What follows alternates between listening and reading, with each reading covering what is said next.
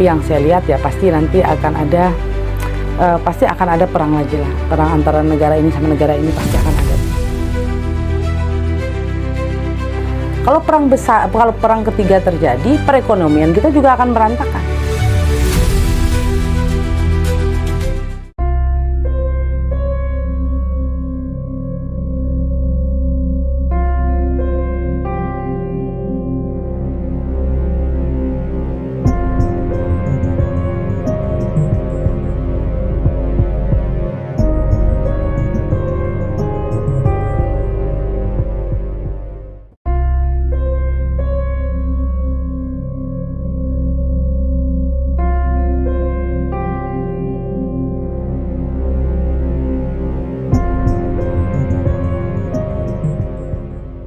Meningkatnya ketegangan global di awal tahun 2026 ini menunjukkan rapuhnya tatanan internasional pasca Perang Dingin.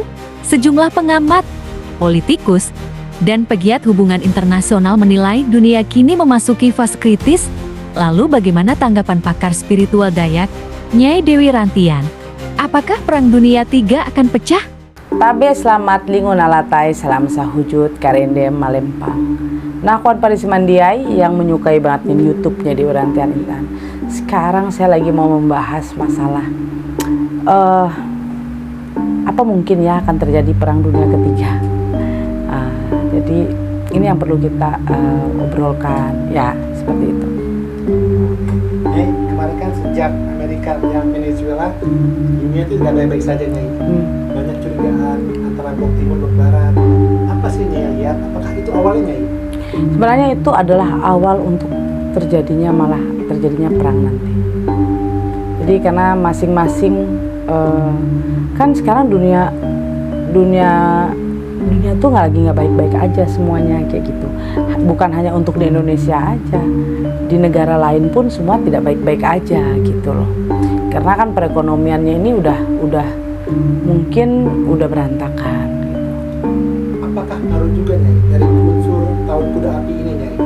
Ngaruh sekali, karena kan tahun kuda api ini adalah tahun membara, panas sekali, kuda itu energinya besar, api energi besar, menyatulah dua energi ini. Jadi makanya saya bilang di waktu awal tahun kemarin saya memberitahukan bahwa kita harus hati-hati banget, harus bisa mengatur emosi kita. Kan saya pernah bilang, kita harus kontrol kita punya emosi, karena tahun ini tahun yang sangat luar biasa sebenarnya. Ada nggak, Nyai, gambaran atau bayangan tentang perang dunia ketiga itu seperti apa sih, Nyai? Oke, ya pasti sedikit banyak ya akan perang besar ya, pasti bukan di Indonesia ya, pasti di luar seperti itu. Tapi kita orang Indonesia juga akan dapat dampak itu. Kalau perang ketiga terjadi, perekonomian kita juga akan berantakan. Kenapa? Kita kan banyak kirim barang ke luar negeri, banyak barang mentah juga kirim ke luar negeri, kan seperti itu. Sedikit banyak perekonomian kita juga akan dapat dampak yang juga lumayan besar dari perperangan itu. Kalau dibilang, ini dapat gambaran awalnya siapa sih akan memulai nanti perang dunia ketiga ini? Cuman saya sih takutnya sih dari Amerika ya. Amerika, nanti Rusia juga seperti itu, Cina juga sama. Nyai, ini agak sedikit takutkan kalau gambaran tahun ini sampai seperti itu. Jadi bilang agak sesuai juga sama kejadian yang sebenarnya di dunia, Nyai. Mesti bisa nggak tapi, Nyai, dicegah atau kira-kira ya pasti bisa dicegah kan.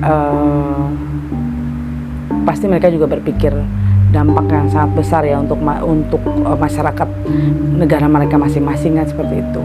Tapi yang saya lihat ya pasti nanti akan ada perang lagi lah, perang antara negara ini sama negara ini pasti akan ada terus. Apakah ini bisa diulang juga dari awal-awal akhir zaman atau kemunculan Dajjal? Oke, kalau dibilang ini akhir zaman, apakah dunia ini udah tua? Jawaban saya dunia memang sudah tua. Tapi kalau dibilang akhir zaman, saya tidak berani mengatakan akhir zaman. Karena yang tahu akhir zaman itu mungkin yang bukan dari kita lah ya. Tapi saya bilang yang tahu itu hanya Allah yang tahu, Tuhan yang tahu akhir zaman. Setelah itu akan turunnya Dajjal. Saya juga nggak akan berani turunnya Dajjal, karena kita juga tidak pernah tahu Dajjal itu bagaimana. Kan seperti itu. Jadi jawaban saya mengatakan bumi memang sudah tua, dunia memang sudah tua. Tapi saya tidak berani mengatakan bahwa akan terjadi yang seperti ditanyakan sama Mas tadi ya, seperti akan turunnya Dajjal atau akan akhir zaman. Saya tidak berani. Terus kalau kiamat juga saya nggak berani, karena yang menentukan kiamat hanya Tuhan, bukan kita seorang manusia. Apa sih apa yang harus kita lakukan? Mungkin lah sebagai bangsa Indonesia mungkin jauh dari perang, tapi akan ada efeknya kan ke kita juga. Pasti dapat efek. Apa sih yang dilakukan? Oke, yang sebenarnya kita lakukan ya, kita harus banyak-banyak berdoa dong, meminta kepada Tuhan supaya dunia kita ini semua aman-aman aja. Setelah itu sebenarnya intinya satu sih, keserakahan. Bagaimana caranya kita bisa mengontrol emosi keserakahan kita. Kalau kita tidak bisa mengontrol keserakahan kita, kadang-kadang kita hak orang pun kita ambil. Seperti itu. Yang bukan hak kita, hak orang lain kita ambil, karena keserakahan kita itu tadi. Itu yang harus kita bisa kontrol, kita berdoa kepada Tuhan. Itulah yang penting, sangat penting sebenarnya itu.